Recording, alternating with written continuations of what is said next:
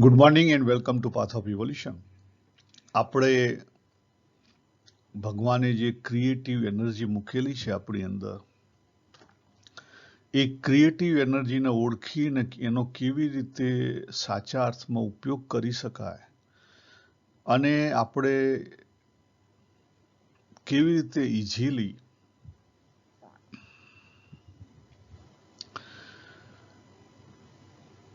આપણા જીવનના જે પ્રસંગો છે, જીવનના જે અનુભવ છે, એમાંથી આપણે કેવી રીતે બહાર નીકળી શકીએ, જેથી કરીને અંદર ફસાયા વગર. જો ભગવાને ચોખ્ખી વાત કરી 13મા અધ્યાયમાં કે આજે ક્રિએટિવ પાવર આપવામાં આવેલો છે, એનો તું મિસયુઝ કરીશ ને તો પછી તારા સારા ખરાબ યોનિઓમાં તારો જન્મ થશે, તારે વધારે ભોગવવું પડશે. એટલે દરેકની ચોઈસ ઉપર આધાર છે. ભગવાને જીવ પાસે ફ્રી વિલ રેલી છે. પ્રકૃતિની ફ્રી વિલની નીચે જીવની પોતાની ફ્રી વિલ છે. એટલે આજે આપણે ગઈકાલે જે ક્રિએટિવ એનર્જીની વાત જોઈ હતી, એને આજે આપણે થોડીક ડિટેલિંગમાં જોઈએ કે જે ક્રિએટિવ એનર્જી છે આપણી અંદર આપણે લઈને આવેલા છીએ, અને એને રિલેટેડ રસ રુચિના અંગ આપણી અંદર રહેલા છે. કેમ કે આગળના જન્મોમાં આપણી એ ડિઝાયર હતી, આપણા આગળના જન્મમાં આપણી એ વાસના રહી ગયેલી, એટલા માટે એ વાસના ભોગવવા માટે આપણે આવેલા છીએ. એટલે આપણી અંદર એ રસ રુચિના અંગ રહેલા છે, એ આપણને ભગવાને હથિયાર આપી દીધેલા છે.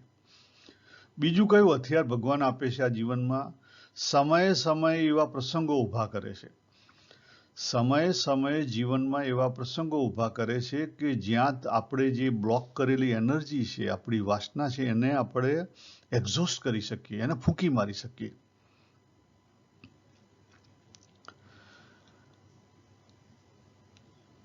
આ બે વસ્તુની સાથે આના સાચા અર્થમાં વાપરવા માટે આપણે શેની જરૂર છે? એના સાચા અર્થમાં વાપરવા માટે આપણે બુદ્ધિની જરૂર છે. બુદ્ધિ કહેતા વિવેકની જરૂર છે, જેના ભગવાને બીજા અધ્યાયમાં સૂક્ષ્મ બુદ્ધિ, સમબુદ્ધિ, બુદ્ધિ યોગ, આ બધા શબ્દોથી એને ઓળખાયું છે. શબ્દ સમજવામાં પૂરતા જ છે, મેઇન વસ્તુ આપણા પોતાના અનુભવમાં જતા રહીએ તો ખબર પડે. એટલે આજે આપણે જે ગઈકાલે ક્રિએશન અને ક્રિએટિવ પાવર જે રહેલો છે આપણી અંદર, એની વાત કરી હતી. આજે એનો આપણે પ્રોપર ઉપયોગ કરીને કેવી રીતે બહાર નીકળી શકાય, અને બીજા કેટલાક કોઈ ભજનમાં કે કોઈ મૂવીના ભજનમાં પણ અર્થપૂર્ણ વાતો થયેલી છે. કેમ થયેલી છે? આપણા જીવનમાં પ્રેમ કેમ છે? તો પ્રેમનું મુખ્ય કારણ એ જ છે, ધૃણા આપણે પેદા કરી છે. જ્યાં સુધી આપણો પ્રેમ સાચો નથી ત્યાં સુધી આપણી અંદર ધૃણા હશે. કારણ કે બંને જે કહેવાય ને અહીંયા ગુડ અને બેડ, એ બંને ગુડ અને બેડમાં છે. પણ જ્યારે એથી પરનો પ્રેમ થઈ જાય, જે સંત મહાત્માનો પ્રેમ હોય છે, બરાબર, એથી પરનો પ્રેમ થઈ જાય. ભગવાને બહુ બધી વાતો કરી છે ભગવદ્ ગીતામાં આત્મભાવની. શની વાતો કરી? આત્મભાવની. એટલે આજે પણ આપણે આત્મભાવ પર નહીં જઈએ, આપણે ખાસ આજે આ ભગવાને જે લૌકિક આપણી અંદર મૂકેલું છે, જે આપણે પડતા આયા, જે મોહની અંદર જે પોઝિટિવ ને નેગેટિવ એનર્જી રહેલી છે, તમે પોઝિટિવમાં, તમે નેગેટિવમાં, પણ ઓળખી લો તો એનાથી પર થવાશે. આ આજનો સારનો સાર છે. એમાં આપણે પેલું પણ જોઈશું, ઘડિયાળના કાંટે. એ ઇઝીલી સમજાય. જનરલી આપણું જીવન છે ને 6 થી 8 અને 8 થી પાછું 4, 6 થી 8, ને આપણું લોલક ત્યાં જ ફર્યા કરે છે. જો હોશપૂર્વક 6 થી 12 સુધી જતા રહીએ તો આપણી એનર્જી છે હાર્મોનાઇઝ થઈ જાય. તો આજે આપણે આ તો જોયું, હવે આપણે આગળ જોઈએ કે એવી કઈ કઈ જગ્યાએ ક્યાંક આપણને સારા સારા માણસો ઈશારા કરે છે, પણ આપણે ઈશારા પણ સમજતા નથી. અંદર ભગવાને શક્તિ મૂકેલી છે, એ પણ ચેષ્ટા કરે છે, આપણને અલપડ કરાવે છે, બરાબર, પણ એ પણ આપણે સમજતા નથી. તો થોડુંક સમજવાનો પ્રયત્ન કરીએ, આપણે પોતાના જીવનના અનુભવમાંથી આગળ વધવાનો પ્રયત્ન કરીએ. બીજાના જીવનનો નહીં લો, પોતાના જીવનના અનુભવ. હું કહું છું એ પણ નહીં એક્સેપ્ટ કરો, તમે તમારા પોતાના. જો અહીંયા દેખાય છે સ્ક્રીન ઉપર કે ભગવાને જે ક્રિએશન મૂક્યું અથવા ક્રિએટિવ પાવર મૂક્યો, બરાબર, એ શા માટે મૂકેલો છે? તો આપણે ગઈકાલે જોયું હતું કે બે વસ્તુ છે. એક તો આ જગત છે, આપણે કહીએ ને ઉત્પત્તિ, સ્થિતિ અને પ્રલય. સ્થિતિ સસ્ટેન થવા માટે, આગળ વધે એના માટે.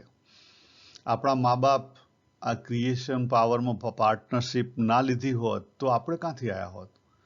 અને આપણે લીધી એટલે આપણા બાળકો આવ્યા, આપણા બાળકો લે એટલે એમના બાળકો આવશે, બરાબર. એટલે આ જીવન છે અને જીવનની રિયાલિટી છે. જો અહીંયા મેં 3 ભજન કહી શકાય એવા મૂકેલા છે. પહેલું તો આપણે સમજ્યા તારીએ બહાર ભટકે કાંઈ, બરાબર, પણ બહાર પણ શા માટે ભટકીએ છીએ એની પણ કેટલીક સૂક્ષ્મ વાતો મૂકેલી છે અહીંયા. કે પ્રકૃતિ કેવી છે. જો અહીંયા લખેલું છે, નદિયા ચલે ચલે રે ધારા, ચંદા ચલે ચલે રે તારા, તુજકો ચલના હોગા. જો અહીંયા શું કહે છે આ કવિ? આપણને કહે છે કે પ્રકૃતિ પરિવર્તનશીલ છે, આગળ ચાલે છે, તો તું પકડીને રાખ. આપણે મોટા ભાગે શું થાય છે? પકડી રાખીએ છીએ. આપણા લાઈફમાં એ જ થાય છે, આપણે પકડી રાખીએ છીએ. આપણને જે સ્મૃતિઓ શું છે? આપણે પકડેલી વસ્તુઓ છે. સ્મૃતિઓ જે છે આપણી અંદર, એ શું છે? પકડેલી વસ્તુઓ છે. પ્રકૃતિની સાથે જો આપણે જીવન જીવી લઈએ તો સહજતા અને સરળતા રહે. આજે આપણે સહજતા અને સરળતા ઉપર કેવી રીતે ઈઝીલી જવાય ને એના માટે કયા કયા ઈશારા થયેલા એની તરફ જોઈએ. તો આ પહેલો ઈશારો જો, જ્યાં નજર નાખો ત્યાં તમને પ્રકૃતિ વહેતી લાગશે.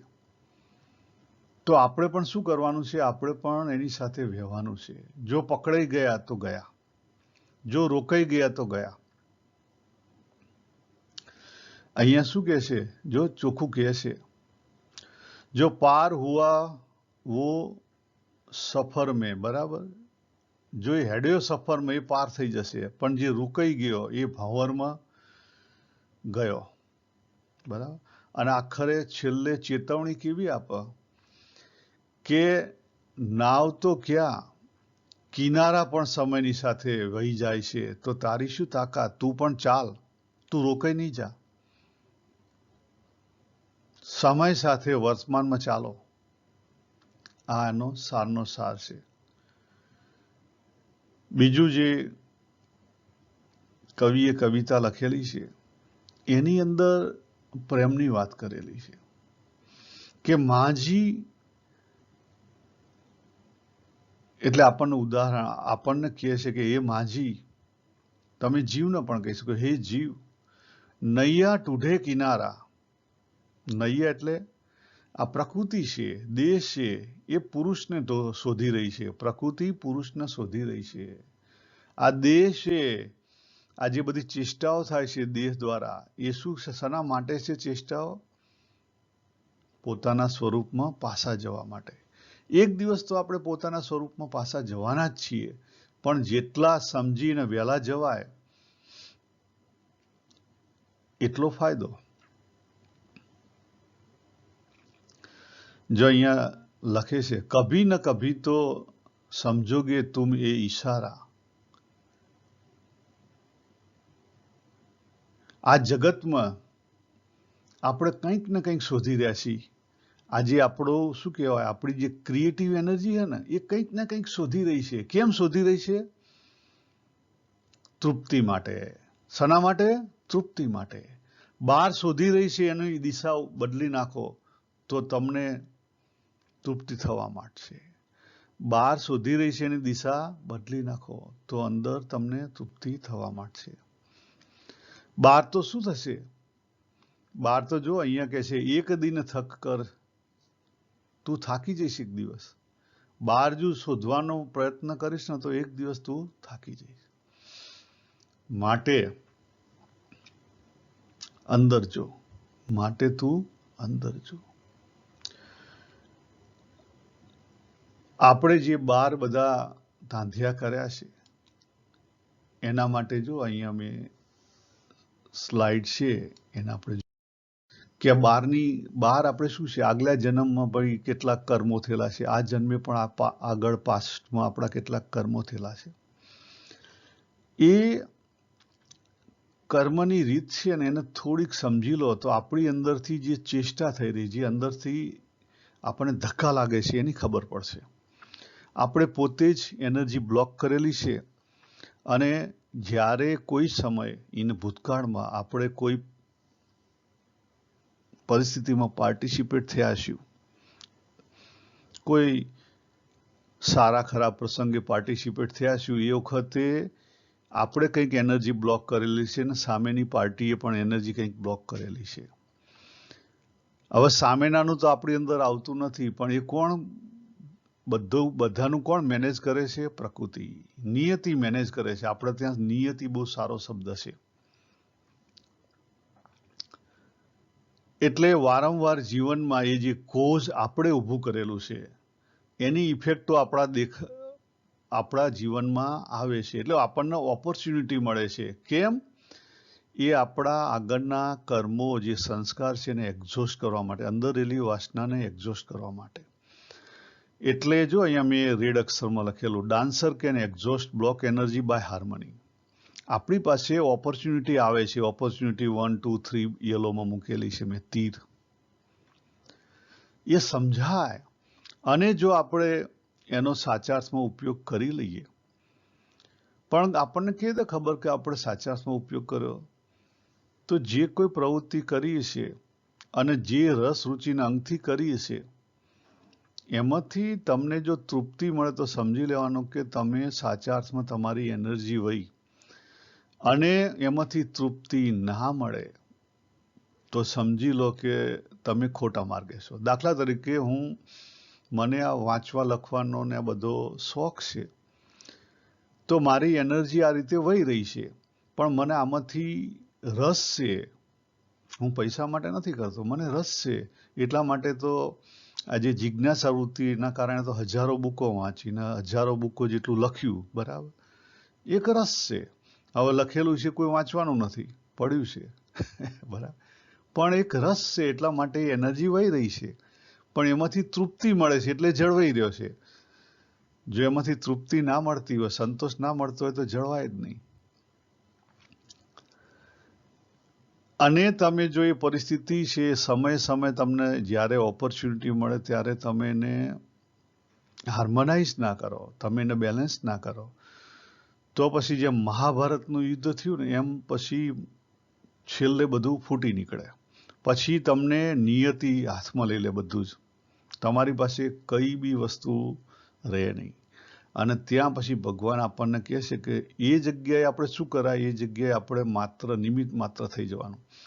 એટલે નિમિત્ત માત્ર છે એ શરૂઆતમાં દરેક જગ્યાએ લગાડવાનું નથી. નિમિત્ત માત્ર તો જ્યારે આપણા હાથની વાત ના હોય ત્યારે લગાડવાનું છે.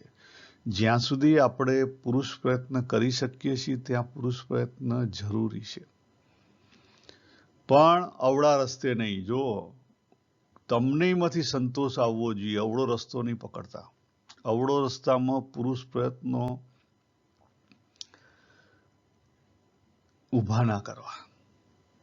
પુરુષ પ્રયત્ન ઊભા ના કરવા. શબ્દ મારો પકડજો, ઊભા ના કરવા. એથી વિશેષ હું નહીં કહું.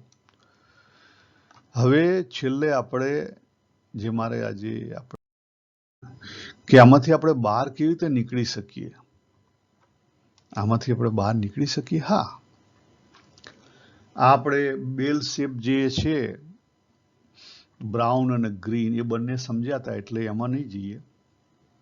પણ જે ભગવાને ઈશારો કર્યો બીજા અધ્યાયના 55-56 શ્લોકમાં, જ્યારે અર્જુનજીએ પૂછ્યું કે ભગવાન,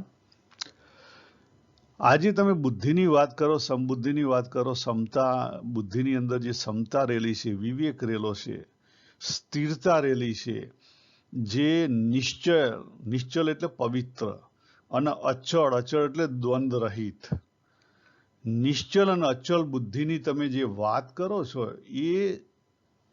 એ જેની અંદર હોય એવો સ્થિર જે માણસ છે, જેની બુદ્ધિ સ્થિર છે. બુદ્ધિ કદાપી જ્યાં સુધી દ્વંદ્વ હોય ત્યાં સુધી કદાપી સ્થિર રહી શકે નહીં. એટલે સ્થિર બુદ્ધિનો અર્થ શું થયો? દ્વંદ્વ રહિત બુદ્ધિ, એનું નામ સ્થિર બુદ્ધિ. એ સ્થિર બુદ્ધિ કયા સમયે આવી શકે, કેવી રીતે આવી શકે? ભગવાન જો અહીં કહે છે, યદા શબ્દ વાપરે છે ચોખ્ખો. ભગવાને કીધું કે જ્યારે તું કોઈ પણ પ્રવૃત્તિ કરતો હોઈશ અને એમાંથી તને સંતોષ મળશે, આત્મને આત્મના તુષ્ટ, ત્યારે આ મનની અંદર જે આવવા જવા વાળી કામનાઓ છે, એ કામનાઓ ત્યારે ક્યાં નહીં હોય? તમે ચેક કરો. ત્યારે તમારું મન શાંત હશે. ત્યારે તમારું મન શાંત હશે. ઓળખો એને. ભગવાન ઈશારો કરે છે, ઓળખો. આપણે આજે ઈશારા જોઈ રહ્યા છીએ, અને ઓળખીને પછી શું કરો? એપ્લાય કરો.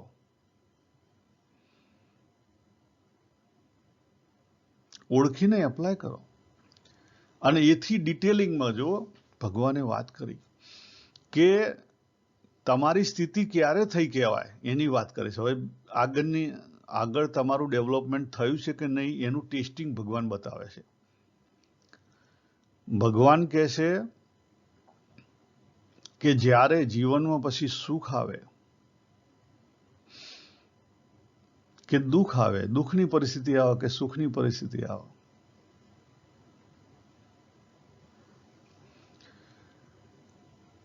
કે ભય કે ક્રોધ, ગમે તે પરિસ્થિતિ આવે, પણ માણસ પરિસ્થિતિનો અનુભવ કરશે. શું થશે? પરિસ્થિતિનો અનુભવ થશે, પરંતુ એની અંદર લેવાશે નહીં. એ અલગ રહી શકશે. એ અલગ રહી શકશે. એ સમયે એ હોશમાં રહી શકશે. કહેવાનો અર્થ શું છે? હોશમાં રહી શકશે. એ સમયે એ હોશમાં રહી શકશે. અને જેવો તમે એ સમયે હોશમાં રહી શક્યા, તમારું કર્તવ્ય કર્મ કરતા પણ તમે એ સમયે હોશમાં રહી શક્યા, તો સમજી લો કે તમે આત્મને આત્મના તુષ્ટ એનો સાચા અર્થમાં ઉપયોગ કર્યો છે. આત્મને આત્મના તુષ્ટ એટલે આપણને ખાલી રસ હોય. ઘણા બધા શું કે મને ક્રિકેટમાં બહુ રસ છે એટલે ક્રિકેટ રમ્યા કરવાની. એ રીતની વાત નથી થતી અહીંયા. અહીંયા ભગવાન કહે છે કે એ તો શરૂઆત છે. તારને જેમાં ડીપર રસ હોય એ તો શરૂઆત છે. એનો ઉપયોગ કર. એ શરૂઆતમાં એનો ઉપયોગ કર, ને છેલ્લે તારી સ્થિતિ આવી થવી જોઈએ. છેલ્લે સ્થિતિ તારી આવી થવી જોઈએ. ત્યારે તું સ્થિર બુદ્ધિ વાળો કહેવાય. પણ સહેજ જીવનમાં દુઃખ આવે અને દુઃખી વ્યક્તિ બની જાય અને મનમાં પછી અનેક વિચારો આવી જાય, ઉદ્વેગ ચાલુ થઈ જાય, તો ગયા.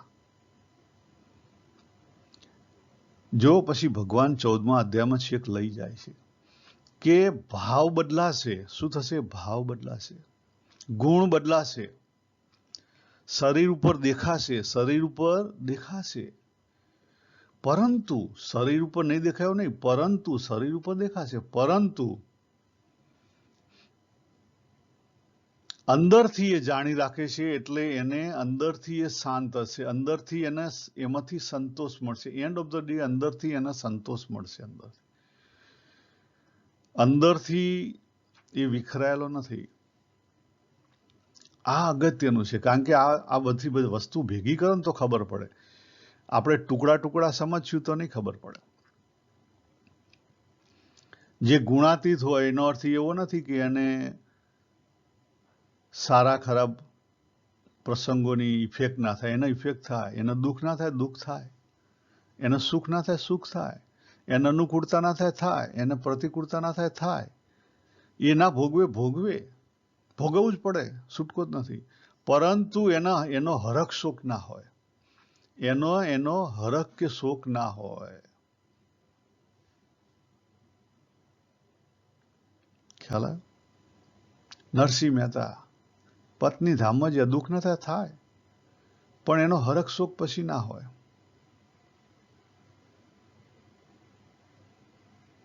તો એની પાસેની વિધિઓ ના કરવી પડે, કરવી પડે. આ લોકમાં રહ્યા છીએ તો લોકના વ્યવહાર પ્રમાણે રહેવું પડે. તો આ ડીપર સાયન્સ છે. કેવી રીતે એમાંથી બહાર નીકળાય.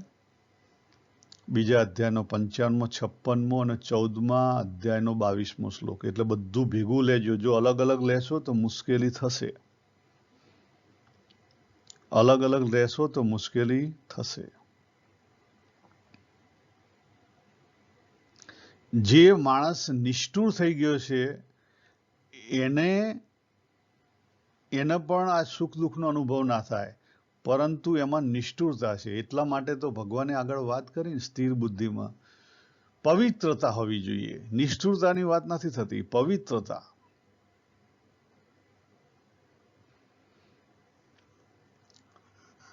એક માણસે લીમડાની ચટણી ખાઈ ખાઈને જીભના સ્વાદ તોડી નાખ્યા, તો પછી એને સ્વાદની ઇફેક્ટ ના થાય. અહીંયા એની વાત નથી કરતા. ભગવાન શું કહે છે? માઇન્ડફુલની વાત કરે છે. એટલે સ્પિરિચ્યુઅલિટીમાં આ સમજવાનું છે, ઊંધું નથી જવાનું. સીધા જજો, ઊંધા ના જતા.